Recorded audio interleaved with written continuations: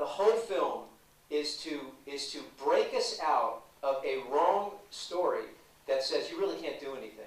This problem is too big for you. You can't do anything. And yet all the science is now pointing us to the fact that you change the world every day, whether you realize it or not. The question is, how are you changing the world? The rest of my films, my life, the conversation that we have, I may do a talk show after this called Shift Happens with the Oprah Winfrey Network. That's right. The next Oprah right here. Very unusual package. Very unusual Lebanese, kind of a homeless-looking package is what's going on. But I walk in that faith, so I do know the power. I do realize the power, and I stand on that power, and it's in everyone. It is not any different in me than anyone here. How can we help you get this movie out to as many people as possible all over the world? But we need you. I don't have the $50 million that opened Bruce Almighty or opened Liar Liar. I don't have the studio machine. You're it.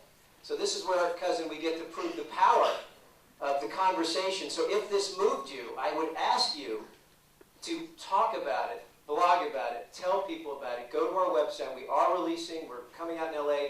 Our premiere's March 8th. We open in LA March 11th. But then it goes wide depending on how this spreads. And we know there's enough enthusiasm when audiences see it, but we need to get audiences there. So help us.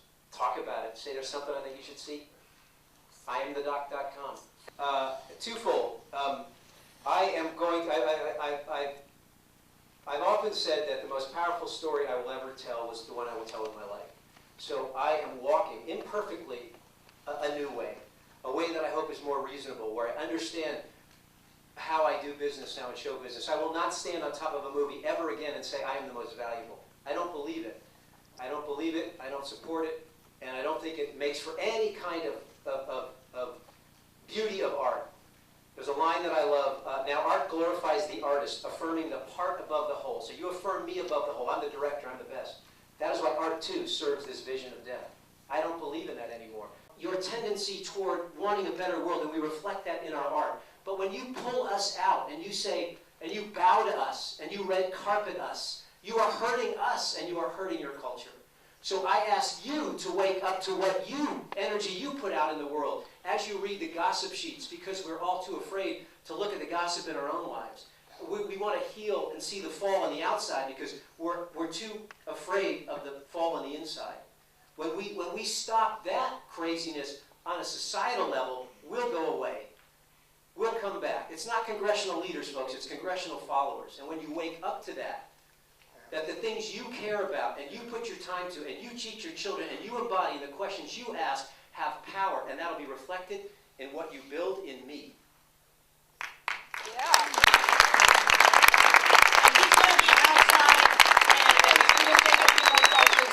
Please join me in a warm welcome for his producer Nicole and for Harold Mintz. Tom really opens up. He really takes you to a place that I don't think some of us even go with our own lives. And it's a really compelling film. Of course, I'm biased, but I hope you guys enjoy it. I hope you guys, we want you to engage in the conversation afterwards. If you guys could stick around, Tom will be here.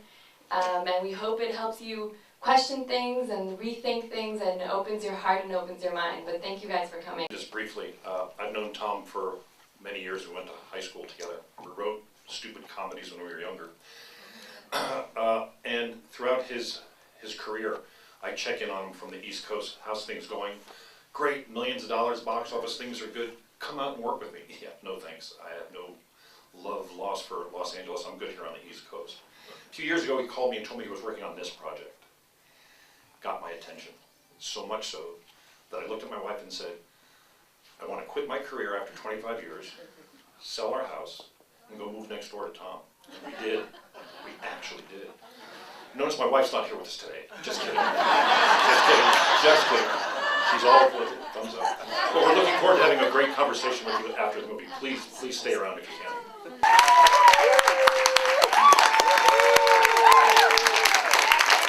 And I have a little exciting piece of news that tomorrow, Monday, will be playing Best of Best. So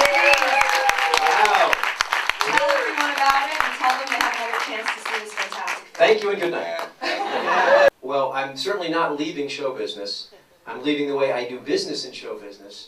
But I will be making movies that support this kind of energy and shift and change in the world. I believe that definition is the death of discovery. So as soon as you define me as a Democrat, you put me in a box and you say, oh, you must believe this way. I even have trouble with, I'm a big Jesus guy, but not in any dogmatic way. So the second you call me a Christian, that calls up the feeling that, oh, I think I'm right and you're wrong. I'm not about that at all. Definition is the death of discovery.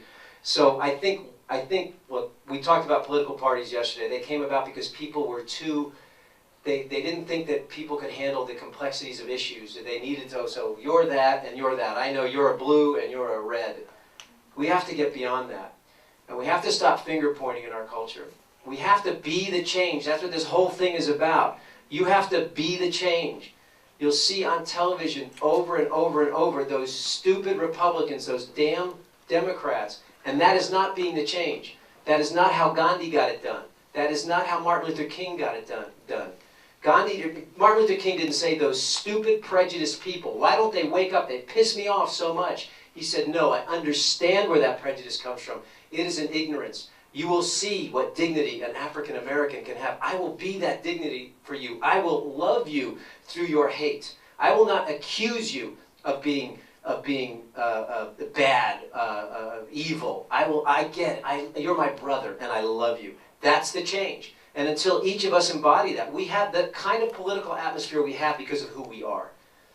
Because it's so much easier to say, that greedy corporation. I can't believe how greedy those Wall Street people are. We're trying to make as much money as we can off each other. It is a game that we all participate in that is rotten at the roots. So the best we can do is say, that's those damn Wall Street guys. And yet we all operate, I can't say all, but many of us, I certainly did, we operate under the same ideology. We need to get what we can for ourselves. Then we can be generous. But we got to be greedy now and generous later. These things have to heal in us. The only true revolution is the personal revolution. Be it. Be it. And that has power. All the power. That doesn't mean you don't walk and talk and wish and you use your hands and feet and your heart and your soul to march that love in the world. Now, I think the greatest prejudice we have today is against homosexuality. It's that invisible thing. We don't see it. It's right in front of us. When you're in a prejudice, you don't see it. So you don't sit back. You love. If you're gay in the audience, you walk that with dignity and beauty and love, and you love those who just simply were trained that was wrong, that there was. So like the ignorance I brought in my mind about prejudice against color of skin. We'll look back on this someday. We will not believe we were there. But for now, to hate those that don't see your beauty is an energy that is neutral. It creates neutrality. If you love that which does not love you, you are a part of the new way.